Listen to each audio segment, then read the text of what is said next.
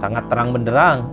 Prabowo mengatakan bahwa di 100 hari pertama mungkin Prabowo masih baik-baik saja ke mereka. Di 100 hari pertama kinerja mungkin masih hanya sebatas diperingati dan di-warning. Tapi per hari ini saya kira terang benderang pernyataan Prabowo Subianto itu adalah sebagai salah satu bentuk ultimatum politik. Bukan tidak mungkin para menteri, kepala badan, kemudian orang-orang yang ada di sekitar Prabowo Subianto itu di kemudian hari akan dilakukan sebuah tindakan-tindakan tegas seperti reshuffle politik dan pergantian kabinet. Assalamualaikum warahmatullahi wabarakatuh.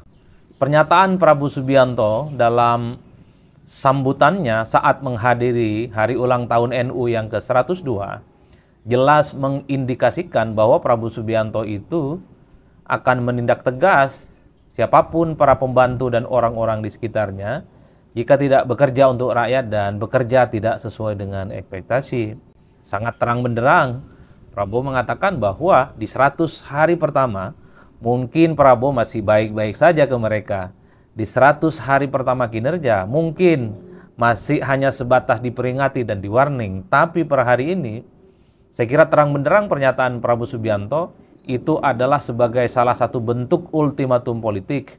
Bukan tidak mungkin para menteri, kepala badan, kemudian orang-orang yang ada di sekitar Prabowo Subianto itu di kemudian hari akan dilakukan sebuah tindakan-tindakan tegas seperti reshuffle politik dan pergantian kabinet.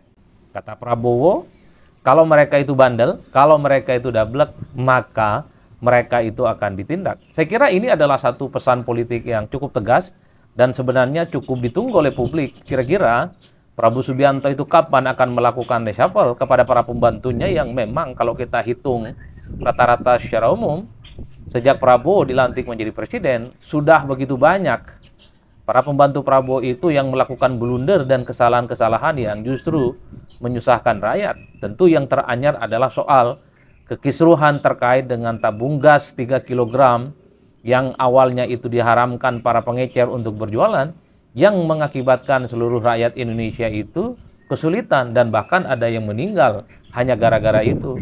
Bahkan persoalan pagar laut di Kabupaten Tangerang, per hari ini kan kita bisa melihat betul ada pembongkaran, betul ada misalnya soal hak guna bangunan yang kemudian dicabut. Tapi kan sebenarnya soal bagaimana aktor utama yang dinilai paling bersalah dalam konteks ini itu juga tidak bisa diungkap sebagai sebuah tindakan-tindakan yang dinilai melanggar hukum. Inilah yang sepertinya membuat betapa apapun yang disampaikan oleh Prabowo Subianto dalam konteks ini memang sebagai satu sinyal politik bahwa Prabowo itu bukan tidak mungkin akan melakukan reshuffle politik dalam waktu yang dekat ini. Itu yang saya kira menjadi sesuatu yang menarik. Nah, yang kedua, kalau kita mau hitung rata-rata secara umum sebenarnya, begitu banyak para pembantu dan orang-orang sekitar Prabowo itu yang sudah melakukan blunder-blunder politik. Dan itu terang benderang sejak awal Prabowo itu dilantik. Tinggal bagaimana implementasi bahwa pemecatan, tindakan tegas kepada para pembantunya ini akan dilakukan oleh Prabowo. Itulah yang saya kira ini sudah cukup bagi rakyat melihat bagaimana bulan madu politik antara Prabowo dengan para pendukungnya, antara Prabowo dengan partai-partai pengusungnya.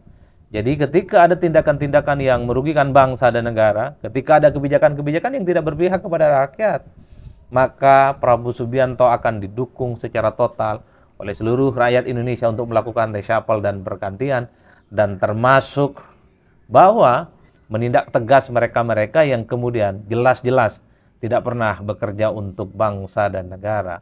Yang menjadi tantangan dalam sebuah reshuffle kabinet itu kan sebenarnya menyangkut beberapa hal. Pertama adalah soal balas jasa politik.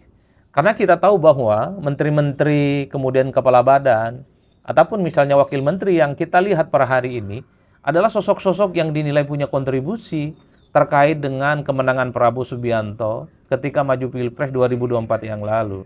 Jadi tentu sangat menjadi polemik dan dikhawatirkan bahwa pernyataan Prabowo Subianto ini akan menjadi sesuatu yang agak sedikit problematis karena orang-orang yang saat ini menjadi pembantu Prabowo adalah mereka yang punya kontribusi terkait dengan bagaimana Prabowo Subianto memenangkan Pilpres beberapa waktu yang lalu. Nah, yang kedua kita tahu juga bahwa kemenangan Prabowo adalah sebagai bentuk kerjasama politik dari berbagai pihak, dari berbagai kelompok, dari berbagai partai, dari berbagai kalangan-kalangan politik seperti para relawan. Nah, ini yang hal-hal yang seringkali menjadi penghambat bahwa persoalan jasa politik itu dikhawatirkan akan menjadi ganjalan bagi Prabowo untuk menindak tegas pada mereka yang sebenarnya jelas-jelas sudah terbukti melakukan tindakan-tindakan yang tidak pro dengan rakyat, telah menimbulkan keributan, sudah menimbulkan kekisruhan, dan membuat rakyat itu semakin sengsara. Tapi ala kulli hal, saat ini mestinya bulan madu politik antara Prabowo Subianto dengan para pendukungnya, bulan madu politik antara Prabowo Subianto dengan partai-partai pengusungnya, bulan madu politik Prabowo Subianto dengan orang per orang, pihak-pihak tertentu yang berkontribusi memenangkan Prabowo jadi presiden, mestinya harus diselesaikan. Karena bagi Prabowo, saya kira tak punya beban masa lalu. Prabowo sudah tidak punya hutang budi apapun kepada siapapun yang saat ini menjadi bagian dari pemerintahan Prabowo. Yang menjadi hutang bagi Prabowo adalah hutang masa depan. Bagaimana mensejahterakan rakyat, kemiskinan bisa dihilangkan, keterbelakangan kemudian bisa diatasi, kemajuan bangsa dan negara menjadi sesuatu yang semakin realistis.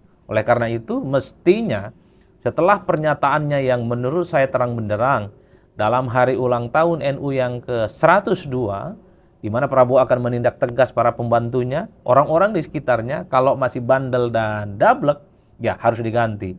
Prabowo mestinya tutup mata. Nggak peduli dia itu adalah ketua umum partai, nggak peduli dia adalah titipan dari mantan presiden, tidak peduli dia itu adalah orang yang punya kontribusi terhadap pemenangan Prabowo misalnya waktu Pilpres.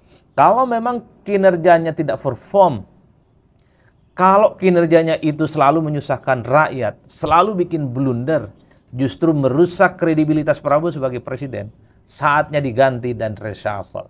Karena itulah yang sepertinya sedang ditunggu oleh publik. Prabowo Subianto sebagai presiden yang berlatar belakang militer dan tentara, ketegasannya sebagai pemimpin tanpa kompromi kepada orang, kepada para pembantu-pembantu di sekitarnya untuk segera direalisasikan.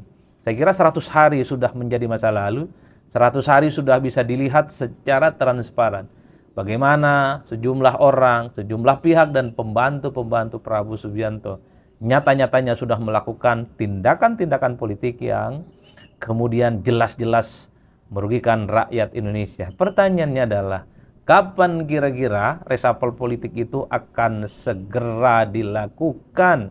Karena bagi saya, kinerja Prabowo Subianto melalui para pembantunya adalah pertaruhan sesungguhnya di 5 tahun yang akan datang. Karena sukses tidaknya Prabowo Subianto sebagai presiden yang dikenang, sebagai presiden yang dinilai punya legasi yang cukup bagus, terutama terkait dengan kesejahteraan ekonomi, terutama terkait dengan bagaimana kemiskinan dan pengangguran bisa diatasi, tentu adalah pertaruhan bagi Prabowo terletak para pembantunya. Jadi kalau para pembantunya, menteri, wakil menteri, dan kepala badan, mereka itu tidak bekerja sesuai dengan ekspektasi, saatnya Prabowo membuktikan bagaimana ultimatum politiknya saat sambutan di acara NU itu bisa dilaksanakan. Prabowo punya segala-galanya di negara ini. Prabowo itu punya dukungan politik yang berlimpah. Bangsa ini tidak kekurangan stok kader-kader terbaik bangsa di semua bidang untuk dijadikan sebagai pembantu bagi Prabowo. Tentu untuk mewujudkan bagaimana visi misi Prabowo terkait dengan Indonesia Emas, terkait dengan bagaimana ketahanan energi, terkait dengan ketahanan pangan, terkait dengan bagaimana menghilangkan orang miskin, mengamputasi persoalan-persoalan stunting, itu bisa diwujudkan. Oleh karena itu, bagi saya, ketika kembali membahas terkait dengan pernyataan Prabowo Subianto dalam acara NU itu, tentu itu semacam intimidasi politik, semacam ancaman politik Prabowo kepada para pembantu dan orang-orang di sekitarnya, entah itu wamen, entah itu menteri, entah itu kepala badan, entah dia itu adalah ketua umum partai yang saat ini menjadi orang penting di kabinetnya Prabowo. Prabowo tidak akan main-main dengan itu semua.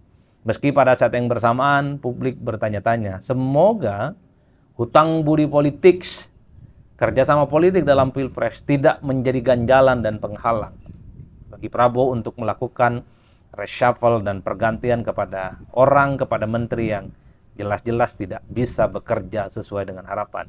Apapun yang dilakukan oleh Prabowo, sepanjang keputusan politiknya adalah untuk bangsa dan negara, sepanjang keputusan politiknya itu digunakan untuk memperjuangkan rakyat di bawah, maka 100% seluruh rakyat Indonesia akan berada di belakang Prabowo. Tapi sebaliknya, kalau keputusan-keputusan politik Prabowo justru melukai perasaan rakyat, justru mengingkari nasib perjuangan-perjuangan masyarakat di bawah, bukan tidak mungkin resistensi, kritik, dan perlawanan secara perlahan akan bermunculan dari berbagai tempat. Saya kira di situ kita tunggu kira-kira kapan Prabowo Subianto akan menindak kepada orang-orang di sekitarnya, kepada para pembantunya yang diharapkan bekerja sesuai dengan rakyat, tapi mereka tidak bisa mewujudkannya. Kata kuncinya dua bagi Prabowo, bekerja untuk rakyat dan pemerintahan yang bersih. Kalau ada para pembantunya, entah itu aparat, entah itu para menteri, saatnya untuk ditindak dan diganti. Saya kira di situ salam politik syai'un syai'un pastinya mantap, semantap-mantapnya.